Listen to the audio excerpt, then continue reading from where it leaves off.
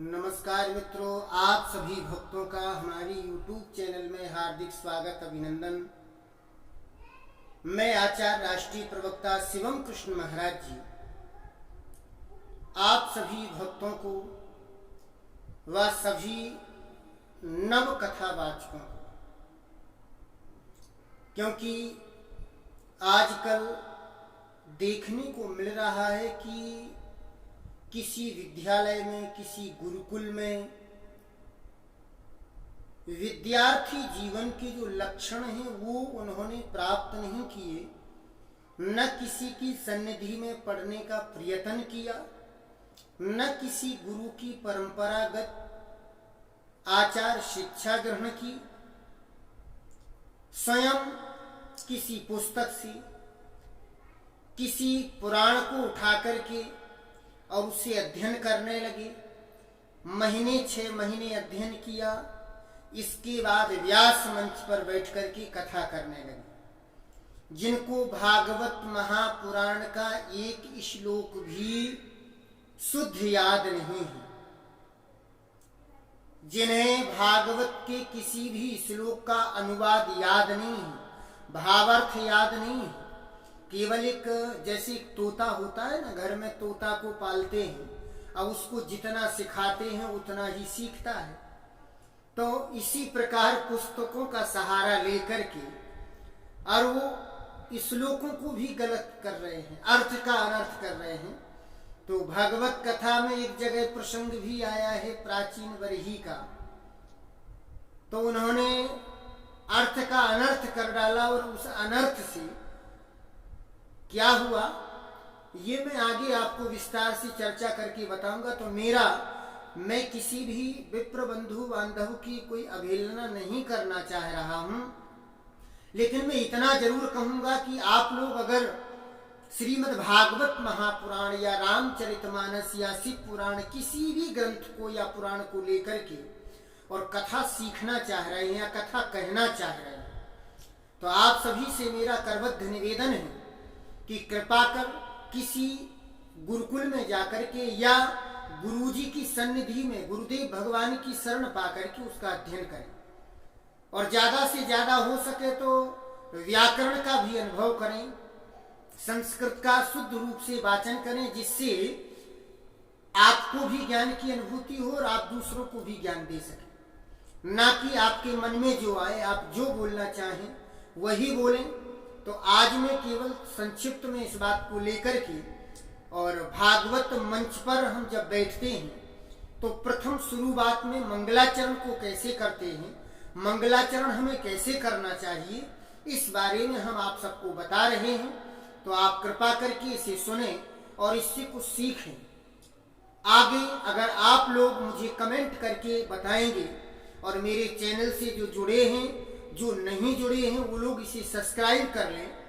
कल से भागवत सप्ताह जो विधि है वह भागवत पारायण जो मूल पाठ है उसका मैं गायन विद्या के द्वारा, जैसे कि हमारे परम पूज्य प्रातः स्मरणीय वंदनीय सदगुरुदेव भगवान पाराशर जी महाराज जो कई रागों में श्रीमद् भागवत की श्लोकों को गा करके और मनुष्य की अंतरात्मा को आह्लादित कर देते हैं, भक्तों के तन्मय में ऐसे आह्लादित कर देते, ऐसे ही आपको मैं कल से या तो लाइव, आप लोगों की जैसी इच्छा हो, अगर आप लोग जुड़े तो लाइव या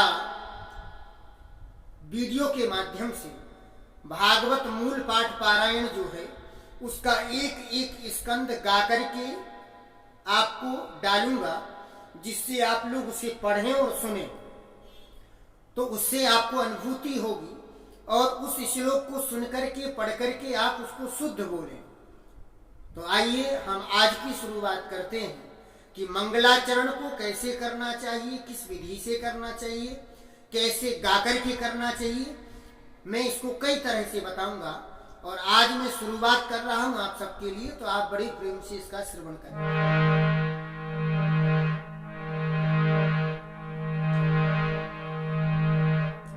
वृंदावन बिहारी लाल की। स्वस्ति श्री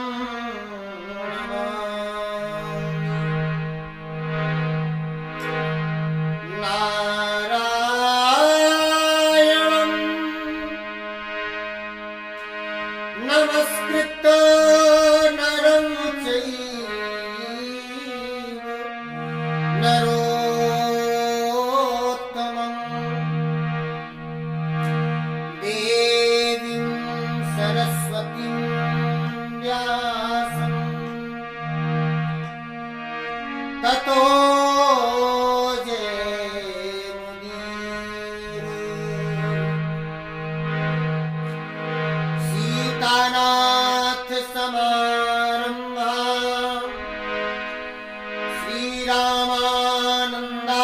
श्रीरामानंदाचार्य मध्यमा अस्मदाचार्य पर्यन्ता वंदे गुरु परंपरा।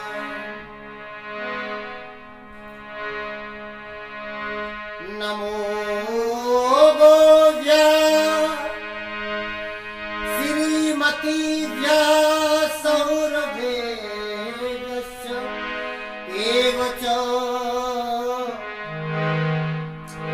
नमो ब्रह्मसुताभ्यस्य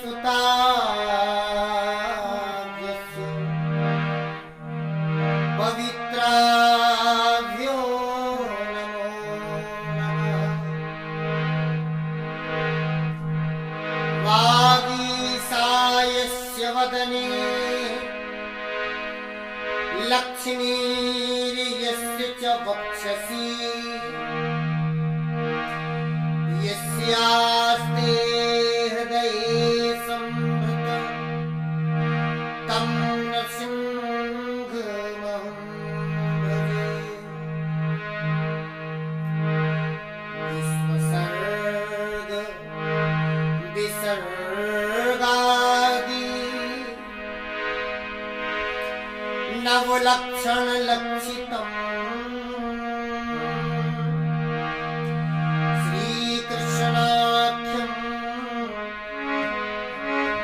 परं धाम जगद्धाम नमामि। भक्ति भक्त भगवंत गुरु चतुर्नाम बपुए जिनके पद वंदन के नासहि विघ्न अनेक। कंठ विराज सरस्वती भुजा वीर हनुमान कमल संहारो सारदा देव बुद्धि बल ज्ञान। राधे मेरी माँ तो है पिता मेरे घनश्याम। इन दोनों के